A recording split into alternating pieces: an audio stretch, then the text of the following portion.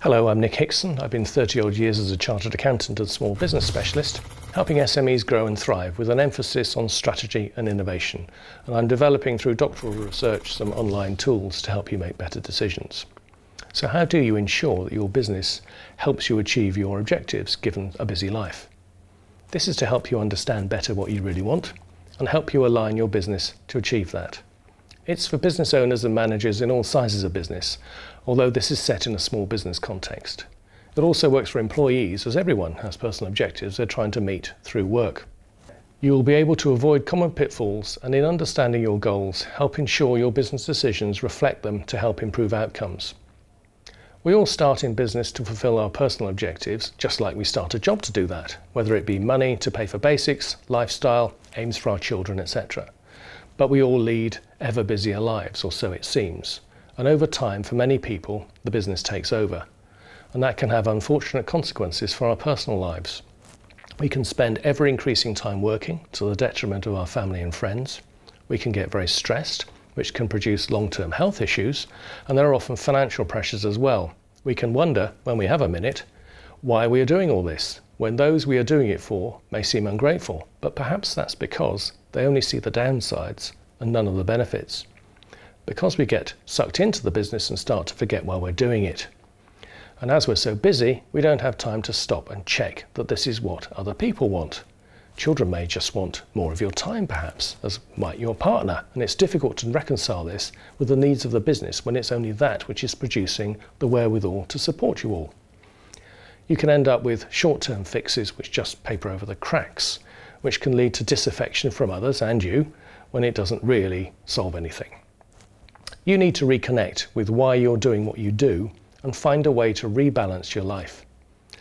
And as this commonly benefits the business and your personal life, I think it's a very useful thing to do. It's not that hard, you just need to find some time.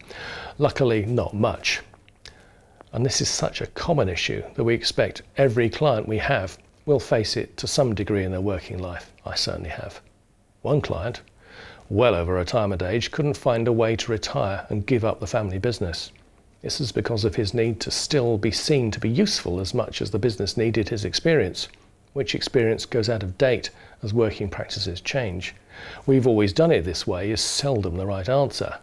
The next generation found this extremely frustrating. There were a good many loud discussions and a poor working culture and poor results.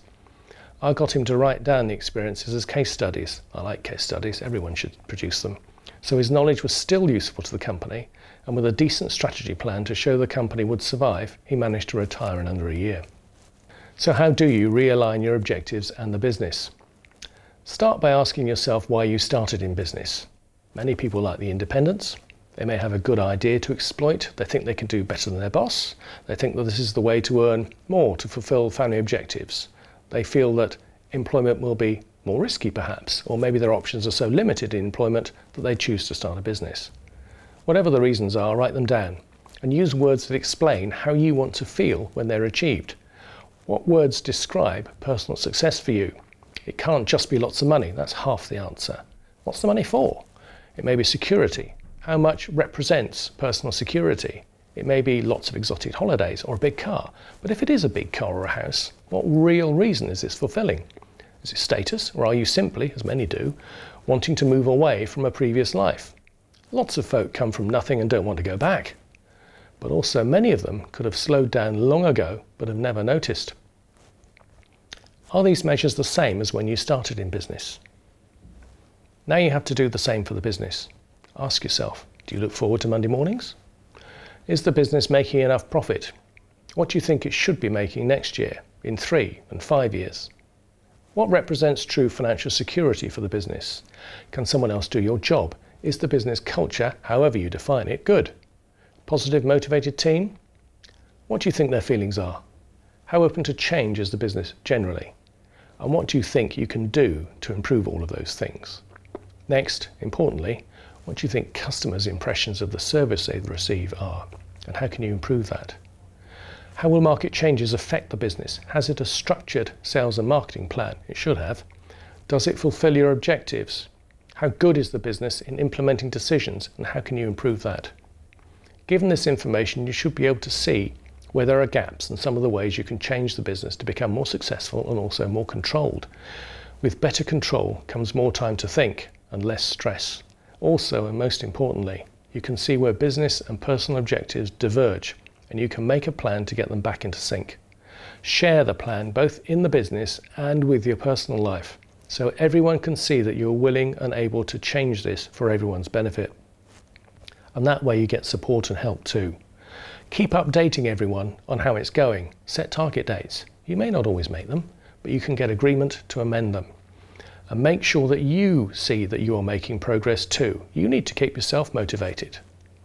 Remember that it's essential to keep your personal objectives and your business ones aligned so that you get what you want out of this, whatever that is. It's not hard, but it is hard when it goes wrong. You should now be able to start this process. Keep everyone involved and on side, and it'll be a lot easier. Ideally, this is the start of a more detailed strategy plan for the business, which should incorporate your objectives too. This would ensure a better chance of success. We'll talk about that later. In the meantime, there's plenty of information on planning, strategy, related topics on the website.